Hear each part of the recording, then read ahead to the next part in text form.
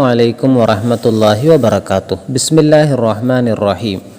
6ാം class Tariq 6ാം പാഠം ഉമർ ഇബ്നുൽ Khattab റളിയല്ലാഹു അൻഹു. ഇതാണ് പാഠത്തിൻ്റെ പേര്. ഈ പാഠത്തിലൂടെ നമുക്ക് പഠിക്കാനുള്ളതും അതിനുശേഷം തദ്രീബാത്തിൽ നിന്നുള്ള പഠന പ്രവർത്തനങ്ങളും കൂടി നമുക്ക് മനസ്സിലാക്കാം. ആദ്യമായി നമുക്ക് പാഠഭാഗം നോക്കാം.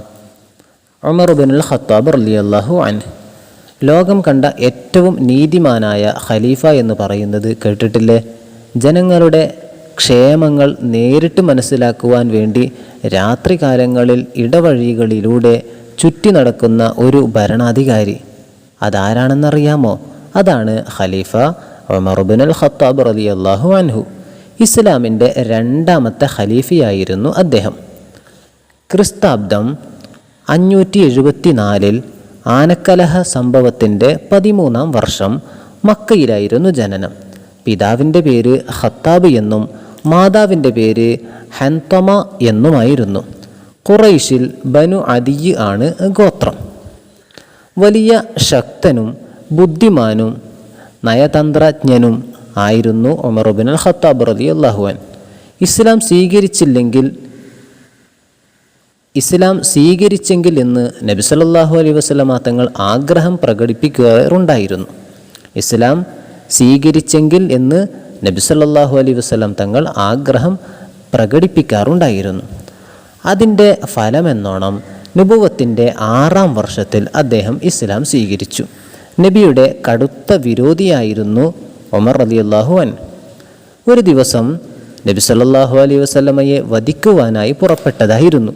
വഴിക്ക് വെച്ച് തൻ്റെ സഹോദരി ഫാത്തിമയും ഭർത്താവും ഇസ്ലാം സ്വീകരിച്ച വിവരമറിഞ്ഞു. അദ്ദേഹം അവരുടെ നേരെ തിരിഞ്ഞു.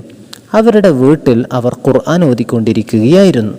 അത് കണ്ട് കോപത്തോടെ ഉമർ സഹോദരിയെയും ഭർത്താവിനെയും മർദ്ദിച്ചു.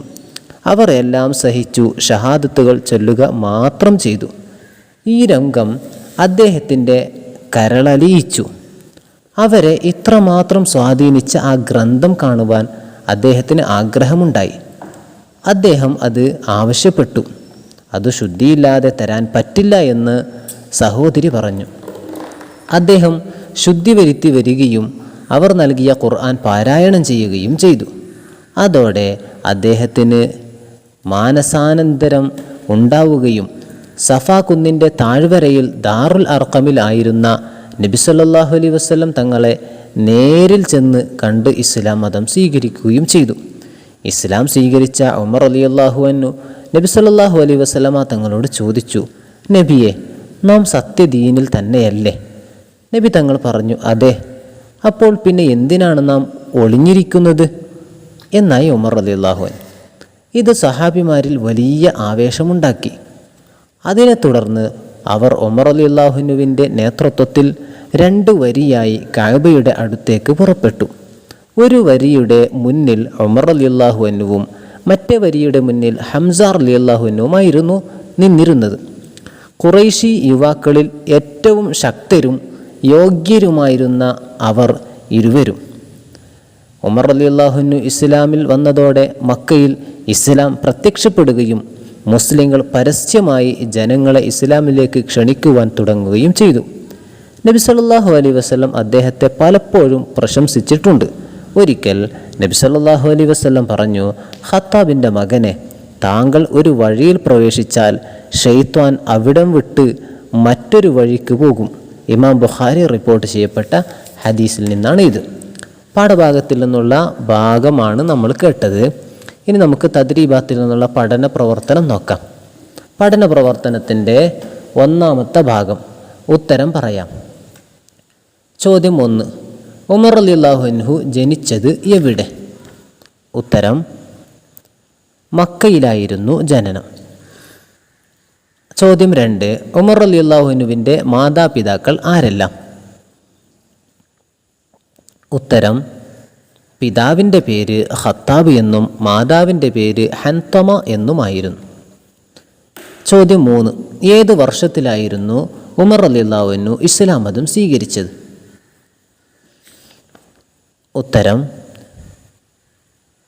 നുബുവത്തിൻ്റെ 6ാം വർഷം. ചോദ്യം 4. ഉമർ റളിയല്ലാഹുവിൻ്റെ സഹോദരിയുടെ പേര് എന്ത്? ഉത്തരം ഫാത്തിമ. ചോദ്യം 5. ഉമർ റളിയല്ലാഹുവിന് ഖുർആൻ അവർ ആദ്യം നൽകിയില്ല, കാരണം എന്ത്? ഉത്തരം അത് ശുദ്ധിയില്ലാതെ തരാൻ പറ്റില്ല എന്ന് സഹോദരി പറഞ്ഞു, അതുകൊണ്ടാണ് നൽകാത്തത്. ചോദ്യം 6. കഅബയിലേക്ക് നടത്തിയ മാർച്ചിൻ്റെ ഒരു വരിയിൽ നിന്നത് ആരായിരുന്നു? ഉത്തരം ഒരു വരിയിൽ ഉമർ റളിയല്ലാഹുവിനും മറ്റൊരു വരിയിൽ ഹംസ റളിയല്ലാഹുവിനുമായിരുന്നു. പഠന പ്രവർത്തനത്തിൻ്റെ രണ്ടാമത്തെ ഭാഗം വിവരിക്കുക. ഉമർ റളിയല്ലാഹുവിൻ്റെ ഇസ്ലാം ആശ്ലേഷണം. ഉത്തരം ശുദ്ധി വരുത്തി വരികയും അവർ നൽകിയ ഖുർആൻ പാരായണം ചെയ്യുകയും ചെയ്തു. അതോടെ അദ്ദേഹത്തിന് മാനസാന്തരം ഉണ്ടാകുകയും സഫ കുന്നിൻ്റെ താഴ്വരയിൽ ദാറുൽ അർഖമിൽ ആയിരുന്ന നബി സല്ലല്ലാഹു അലൈഹി വസല്ലമ തങ്ങളെ നേരിൽ ചെന്ന് കണ്ട് ഇസ്ലാം മതം സ്വീകരിക്കുകയും ചെയ്തു.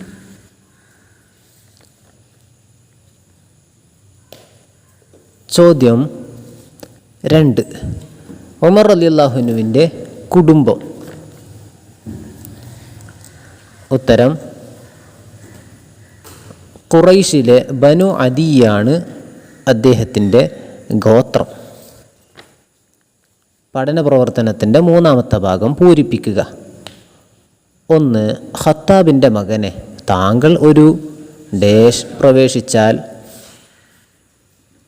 ഇതിൻ്റെ പൂർണ്ണരൂപം നമുക്ക് നോക്കാം. ഖത്താബിൻ്റെ മകനെ താങ്കൾ ഒരു വഴിയിൽ പ്രവേശിച്ചാൽ ഷൈത്വാന് അവിടം വിട്ട് മറ്റൊരു വഴിക്ക് പോകും, അഥവാ മറ്റൊരു വഴിയിൽ പ്രവേശിക്കും. പഠന പ്രവർത്തനത്തിൻ്റെ നാലാമത്തെ ഭാഗം പ്രബന്ധം തയ്യാറാക്കാം. ഉമർ റളിയല്ലാഹുവിൻ്റെ നീതി. ഉമർ റളിയല്ലാഹുവിൻ്റെ നീതിയെക്കുറിച്ചൊരു പ്രബന്ധം തയ്യാറാക്കണം. ഇതിൽ ചെറിയ ഒരു രൂപം നൽകിയിട്ടുണ്ട്. ലോകം കണ്ട ഏറ്റവും നീതിമാനായ ഖലീഫയാണ് ഉമർ റളിയല്ലാഹു അൻഹു. ജനങ്ങളുടെ ക്ഷേമങ്ങൾ നേരിട്ട് മനസ്സിലാക്കുവാൻ വേണ്ടി രാത്രികാലങ്ങളിൽ ഇടവഴികളിലൂടെ ചുറ്റി നടക്കുന്ന ഒരു ഭരണാധികാരിയായിരുന്നു ഉമർ റളിയല്ലാഹു അൻഹു. 2. ഉമർ റളിയല്ലാഹുവിൻ്റെ ധീരത. ഉമർ റളിയല്ലാഹു അൻഹു വലിയ ധീരനായിരുന്നു. ഇസ്ലാമിലേക്ക് കടന്നു വന്നപ്പോൾ അദ്ദേഹം നബി സല്ലല്ലാഹു അലൈഹി വസല്ലമ തങ്ങളോട് ചോദിച്ചു, നാം സത്യദീനിലല്ലേ? നബി തങ്ങൾ പറഞ്ഞു, അതെ. അപ്പോൾ പിന്നെ എന്തിനാണ് നാം ഒളിഞ്ഞിരിക്കുന്നത്? ഉമർ റളിയല്ലാഹുവിൻ്റെ ഈ വാക്ക് കേട്ടുകൊണ്ട് സ്വഹാബിമാരിൽ വലിയ ആവേശമുണ്ടാക്കി. അതിനെ തുടർന്ന് അവർ ഉമർ റളിയല്ലാഹുവിൻ്റെ നേതൃത്വത്തിൽ 2 വരിയായി കഅബയുടെ അടുത്തേക്ക് പുറപ്പെട്ടു. ഒരു വരിയിൽ ഉമർ റളിയല്ലാഹു അൻഹുവും മറ്റു വരിയിൽ ഹംസ റളിയല്ലാഹു അൻഹുമായിരുന്നു നിന്നിരുന്നത്. ഖുറൈശി യുവാക്കളിൽ ഏറ്റവും ശക്തരും യോഗ്യരുമായിരുന്നു ഉമർ റളിയല്ലാഹു അൻഹു. ഇസ്ലാമിൽ വന്നതോടെ മക്കയിൽ ഇസ്ലാം പ്രത്യക്ഷപ്പെടുകയും മുസ്ലിങ്ങൾ പരസ്യമായി ജനങ്ങളെ ഇസ്ലാമിലേക്ക് ക്ഷണിക്കുവാൻ തുടങ്ങുകയും ചെയ്തു. ഇത്രയും ധീരതയുള്ള ഉമർ റളിയല്ലാഹു അൻഹുവിൻ്റെ ഇസ്ലാം സ്വീകാര്യത സഹാബികളിൽ വലിയ സന്തോഷമുണ്ടാക്കി. പാഠഭാഗങ്ങളൊക്കെ നല്ലപോലെ മനസ്സിലാക്കി പഠന പ്രവർത്തനങ്ങൾ നോട്ട് പുസ്തകത്തിൽ അറബി മലയാളത്തിൽ തന്നെ എഴുതി പഠിക്കുക. അള്ളാഹു നമുക്ക് നാഫിയായ ഇൽമു പ്രദാനം ചെയ്യട്ടെ. വആഖിറു ദഅവാന അനിൽ ഹംദുലില്ലാഹി റബ്ബിൽ ആലമീൻ. വസ്സലാമു അലൈക്കും വറഹ്മത്തുള്ളാഹി വബറകാതുഹു.